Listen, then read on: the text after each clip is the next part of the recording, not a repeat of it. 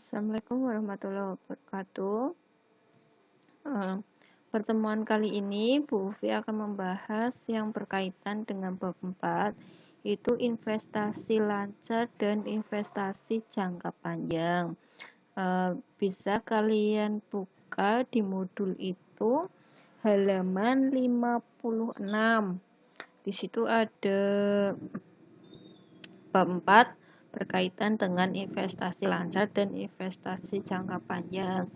Jadi nanti di bab 4 ini kita akan membahas tentang pembelian dan penjualan investasi lancar dan investasi jangka panjang. Nah, yang termasuk investasi lancar itu apa? Yang termasuk investasi jangka panjang itu apa? Kayak gitu. Itu nanti kita beda-beda. Nah, sebelum masuk ke situ, perlu kalian pahami pengertian dari investasi itu sendiri ya, dan tujuannya di mana investasi itu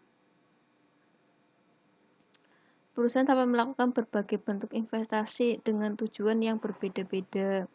Nah, investasi itu kan kayak ibaratnya kayak kita nabung nih gitu kan. Nah, investasi sekuritas ini biasanya itu ada hutang atau obligasi dan ekuitas atau saham. Jadi ketika perusahaan butuh modal lagi nih, lah nanti perusahaan bisa menerbitkan surat hutang yang disebut dengan obligasi atau menerbitkan surat saham gitu. Nah, kan di persamaan dasar akuntansi itu kan kita ada kas, terus sama dengan utang dan sama dengan modal kayak gitu kan. Nah, ini termasuk hutang itu investasi juga masuk di bagian perhitungan akuntansinya gitu. Nah, terus di sini ada sekuritas utang atau obligasi adalah instrumen keuangan yang diterbitkan perusahaan pembuat surat berharga atau debito di mana besarnya utang tersebut akan dibayar kepada kreditur pada saat jatuh tempo dan biasanya disertai dengan bunga. Terus sedangkan saham itu sekuritas yang menggambarkan kepemilikan perusahaan. Dalam hal ini apabila perusahaan melakukan investasi ke dalam saham atau sebagai investor berarti ikut memiliki perusahaannya. Nah, ini bedanya obligasi dan saham itu kayak gitu. Kalau obligasi itu ketika kita mau beli obligasi, kita itu nggak bisa memiliki perusahaannya gitu kan. Tapi kalau semisal saham itu kita sudah berhasil memiliki semisal Indofood atau PT Jarum kayak gitu kan. Jarum itu udah go public, jadi semua orang, semua masyarakat itu bisa memiliki perusahaan Jarum kayak gitu dengan membeli sahamnya. Tergantung kalian nih mau beli sahamnya berapa lembar gitu, karena berbentuk lembar kertas gitu. Nah, tujuannya itu di antara lain memanfaat kelebihan kas dari kegiatan operasional perusahaan, pendapatan dari investasi sekuritas. Tentu kalau kita semisal ada saham kan akan menambah pendapatan itu kan. Terus terjaminnya kegiatan operasional perusahaan, ketersediaan bahan baku secara kontinu dan mengendalikan perusahaan. Tuh. Selanjutnya ada investasi lancar atau jangka pendek, di mana investasi yang bersifat sementara atau kurang dari satu periode akuntansi dan segera dapat dicairkan apabila perusahaan membutuhkan kas tersebut. Nah, perlu kalian ketahui satu periode akuntansinya itu berapa? 1 tahun kan biasanya. Nah, yang gampang untuk dicairkan itu di dalam jangka waktu 1 tahun gitu. Terus di sini perusahaan yang menginvestasikan kasnya dalam bentuk investasi lancar, tujuannya berbeda-beda. Salah satunya adalah untuk mendapatkan keuntungan selisih harga atau capital gain lah. Ini biasanya di bagian obligasi atau saham. Gini, ketika kita beli saham satu lembar itu di bulan Juli itu harga satu lembarnya 10.000 gitu kan. Nah, ternyata ketika perusahaan mengumumkan labanya, mengumumkan laporan keuangan dan itu hasilnya bagus, maka nanti sahamnya itu akan naik. Nah, di bulan Agustus ternyata sahamnya itu harganya 20.000 per lembar lah. Kalian beli harganya 10.000 di bulan Agustus, kemudian kalian itu dijual kembali sahamnya, nanti capital gain-nya itu 10.000 atau selisih dari harga sebelumnya, selisih dari harga pembelian gitu. Itu ya. Terus ilustrasi tentang ini yang termasuk sama investasi lancar itu ada obligasi sama ada saham. Terus kalau obligasi itu, obligasi yang diperoleh sebagai investasi jangka pendek akan dilaporkan sebagai investasi lancar sebesar biaya perolehannya. Biaya perolehan meliputi harga beli, biaya broker, pajak, dan biaya yang meliputi perolehan obligasi. Harga beli sahamnya, biaya broker itu biaya sebagai perantara. Biasanya di Indonesia itu perantaranya itu siapa? Jadi nanti kita itu nggak bisa langsung beli. Oh, ini saya beli langsung ke Jarum, itu enggak. Kita harus melalui broker. Nah, ini bisa kalian cari broker-broker yang ada di Indonesia itu kayak apa gitu kan. Yang kemarin-kemarin itu kan ada ini ya, kayak iklan itu kan, iklan broker saham yang umur 24 tahun. Saya itu nggak ngapa-ngapain, tapi yang pakai rambutnya ini kan, yang pakai jas warna coklat tuh, iklan apa Buffy lupa itu. Nah, itu salah satu contoh dari broker. Nah, itu sebagai perantara antara perusahaan sama pemilik modal. Terus pajak dan biaya-biaya yang meliputi perolehan obligasi. Nah, apabila pada saat transaksi diperoleh obligasi terdapat bunga berjalan, ya, bukan merupakan unsur perolehan obligasi, bunga berjalan tersebut akan diakui sebagai piutang yang nantinya akan dicatat sebagai pendapatan pada saat jatuh tempo pembayaran bunga. Nah, terus selanjutnya, kalau obligasi itu ada dua pencatatan. Nah, ini pada saat pembelian obligasi ya, itu ada obligasi tanpa bunga berjalan dan ada obligasi dengan bunga berjalan. Kalau ilustrasi obligasi tanpa bunga berjalan itu gini. Pada tanggal 1 Mei 2017, PT Abadi membeli 50 lembar obligasi dari PT Agung dengan nominal 5 juta per lembar. Lah ini kita itu beli obligasi itu per lembar gitu. Obligasi dibeli pada kurs 98%, bunga 18% dibayar tiap 1 Mei dan 1 November. Biaya yang dikeluarkan adalah komisi broker dan biaya administrasi sebesar 1.225.000. Nah, untuk perhitungannya gini, harga kurs obligasi itu 98% dikali 50 lembar dikali sama nilai nominalnya. Jadi ketemu 245 juta. Terus biaya komisi broker, pajak dan administrasi 1.225.000. Nah, sehingga total biaya perolehannya itu 246.225.000.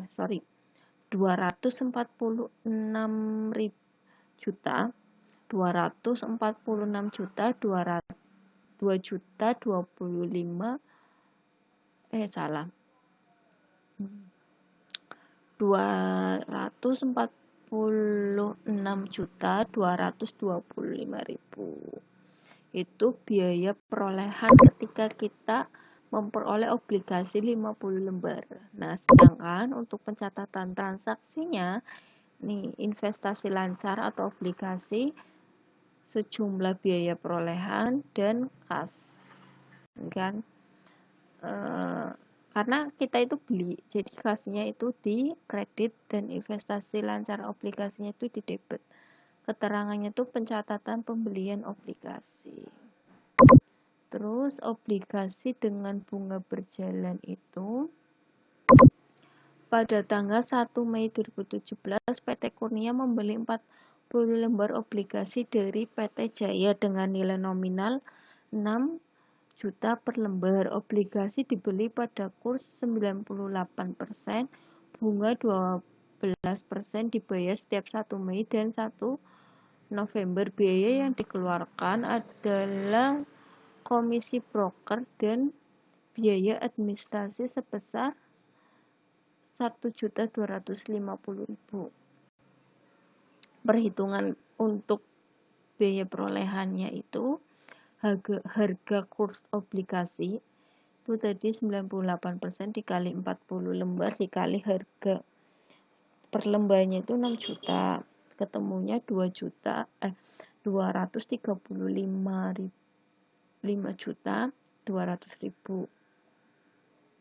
Terus biaya komisi broker, pajak dan administrasi itu 1.250.000. Terus biaya perolehannya nih, bunga berjalannya itu 1/12. Ini 12 itu karena 12 bulan dikali 12%, ini dari bunganya dikali dengan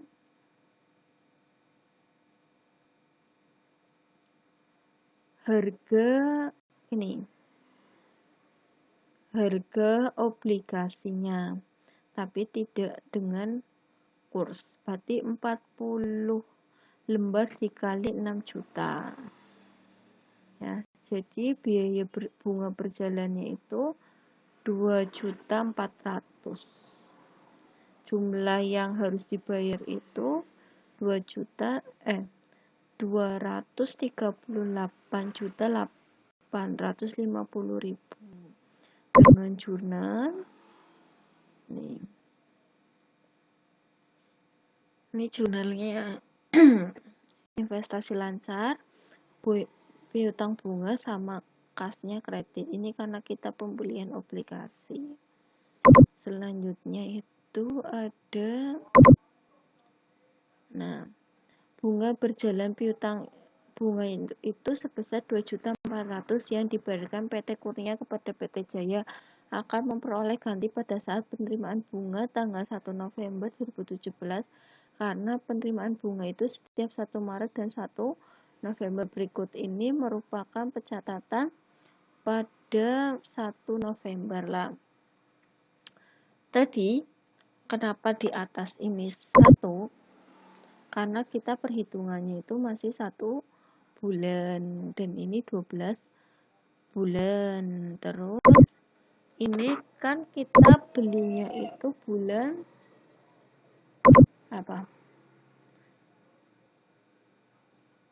Juni ke November. Berarti berapa? Juni, Juli, Agustus, September, Oktober, November. Itu kan 6 bulan. Berarti bunganya itu akan kita terima pada saat 1 November karena masing-masing 1 bulannya itu 2.400.000. Jadi kalau semisal 6 bulan itu berapa? Kayak gitu. Lah ini 6 bulan itu 6 dibagi 12 dikali 12% dikali 240 juta. Nah, jadi bunga kasnya yang akan kita terima itu sekian. ya kan. Terus piutang bunga ini kenapa piutang bunganya di kredit, karena pada saat 1 Juni itu kita udah dicatat piutang bunga, jadi dikurangin gitu. Terus pendapatan obligasinya itu ini, karena yang ini tuh di awal sudah diakui kayak gitu. Terus kemudian saham. Saham ini dibagi menjadi berapa?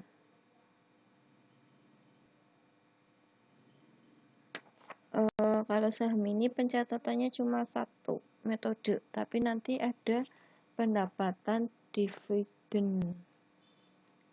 Tuh.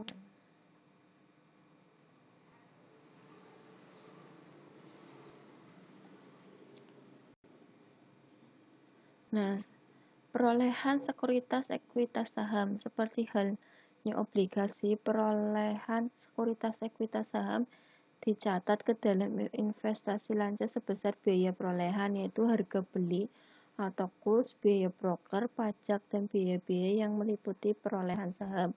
Pendapatan dividen akan dicatat oleh investor setelah ada pengumuman pasti pembagian dividen oleh perusahaan penerbit saham. Sebagai ilustrasi, berikut ini merupakan transaksi pembelian saham. Nah, ini pada saat pembelian saham. Pada tanggal 1 Mei 2017, PT Lancar membeli saham itu 50.000 lembar saham PT Sentosa. Nilai nominalnya itu 2.500 per lembar. Saham dibeli pada kurs 102%. Biaya yang dikeluarkan adalah biaya pajak dan administrasi itu sebesar 6.375.000. Perhitungannya itu nanti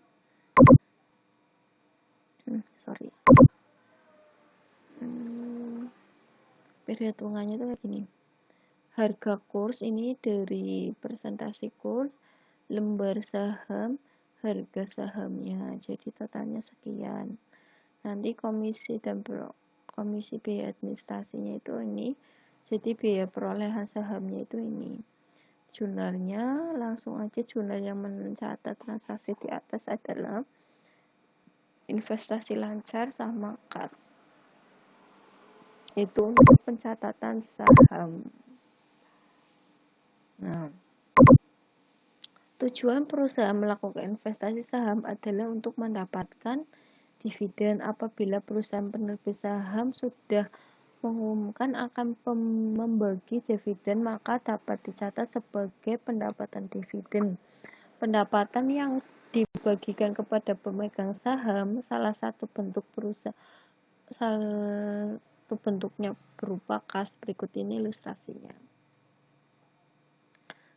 Jadi obligasi itu ketika kita pendapatan bunga. Nah, kalau saham itu ketika kita mau menerima dividen. Dividen itu kayak bagi hasil dari perusahaannya gitu. Ilustrasinya itu, misalkan pada tanggal 4 Agustus PT Sentosa dalam RUPS memutuskan dan mengumumkan kepada para pemegang saham akan membagi dividen sebesar 25 perak per lembar yang akan dibayarkan 3 bulan yang akan datang.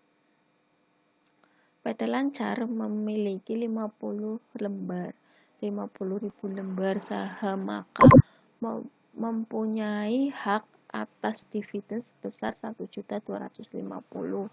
Itu dari dividen per lembar dikali jumlah lembar sahamnya.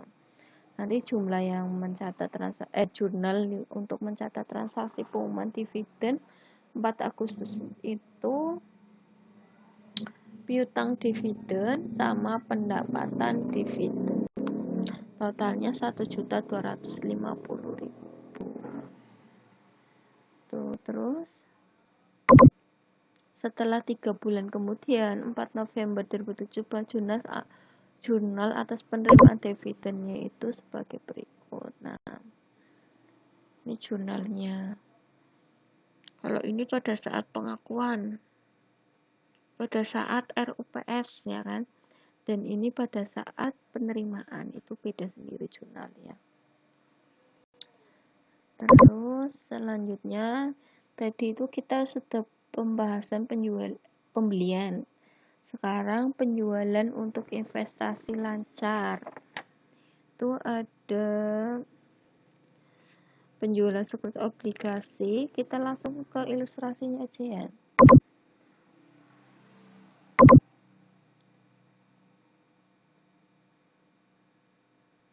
Ini ilustrasinya. Obligasi tanpa bunga berjalan pada tanggal 1 November 2017, PT Abadi menjual 50 lembar obligasi PT Agung dengan kurs 110%.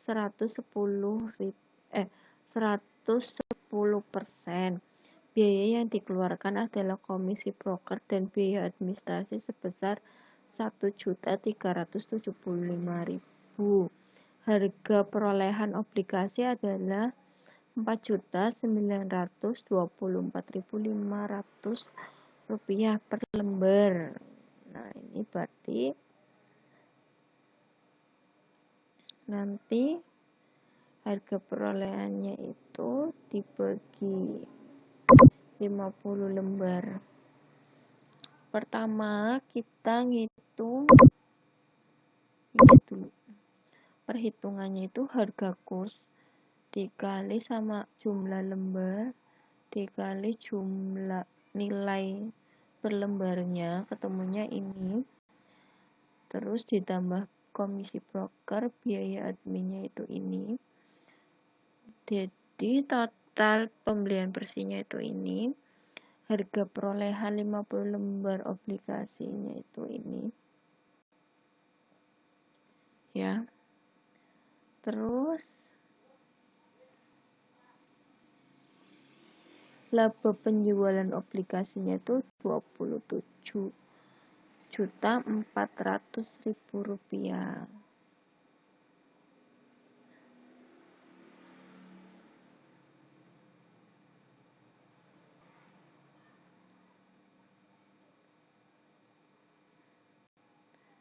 Nah, gitu.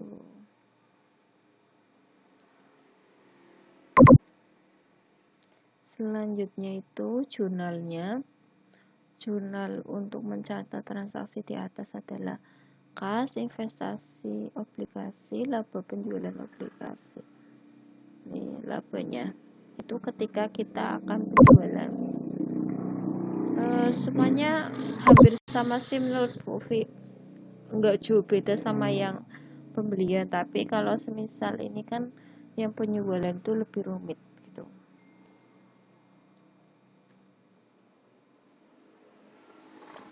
Pada tanggal 1 Desember 2017, PT Kurnia menjual 40 lembar obligasi dari PT Jaya dengan kurs 110%.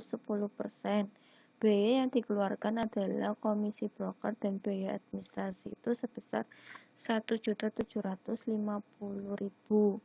Perhitungannya itu harga kurs 110% dikali 40 lembar dikali 6 juta. Itu ini biaya komisi broker, pajak administrasi itu ini, penjualan bersih itu ini ya, ini tambah ini jadi ya ini. Terus harga perolehan 40 lembar obligasinya itu 236.450.000. Terus laba penjualan obligasinya itu sekian. Jadi ini harga perolehan itu berarti ketika kita awal pembelian, ya kan? Pembeliannya itu kita segini loh, gitu kan? Ternyata pada saat penjualan itu segini. Jadi laba penjualannya itu nanti ini selisih harga pembelian dan harga penjualan. Terus bunga berjalannya itu tadi 2.400.000, jadi total jumlah kas yang diterima itu nanti 264.650.000. Jurnal untuk pencatat transaksi di atas. Nah, ini. Kas, investasi obligasi, laba penjualan obligasi, sama pendapatan bunga. Nah, Bu, apakah akan mendapatkan laba terus? Nggak harus, kita juga kadang ada yang rugi kayak gitu. Nah, yang ini saham hampir sama kayak obligasi. Caranya nanti kalian bisa dibaca sendiri dulu aja ya. Nah, terus yang ini berarti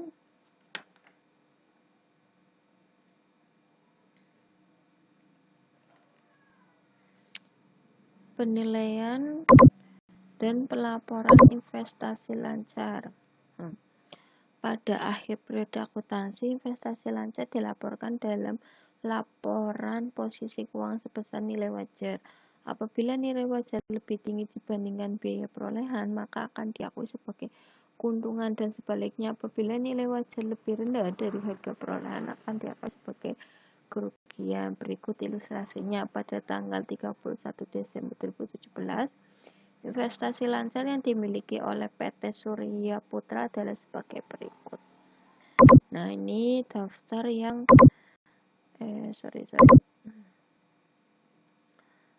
daftar yang dimiliki oleh PT Surya Putra. Biaya perolehannya itu sekian, nilai wajarnya itu sekian. Nilai wajar itu dilihat dari kondisi pada saat kita akhir periode. Biasanya nilai wajarnya itu berapa sih, kayak gitu kan. Belum tentu itu saham mau kita jual atau gimana, mau dilepas gitu kan. Nah, itu dilihat dari nilai wajarnya semisal pelaporan gitu. Nah, ini naik apa rugi berarti.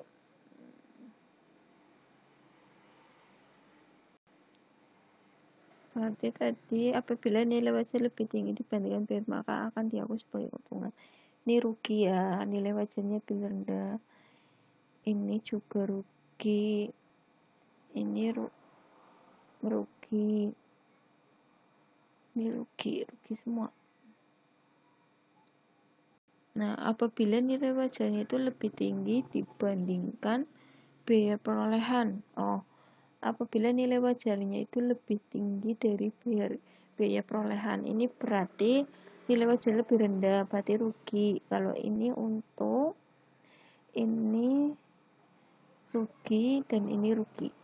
Nah, jadi mengalami kerugian itu 12 juta. Lah, kalian 12 juta itu dari selisih masing-masing ini ya. Tuh, nanti jurnalnya.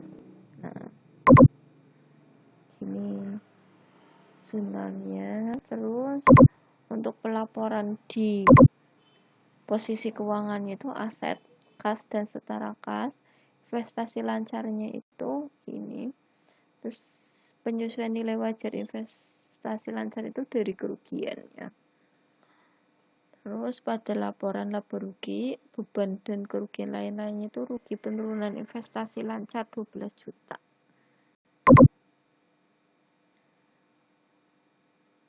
Nah, ini nanti di next video berikutnya ya. Bentar, ini Bu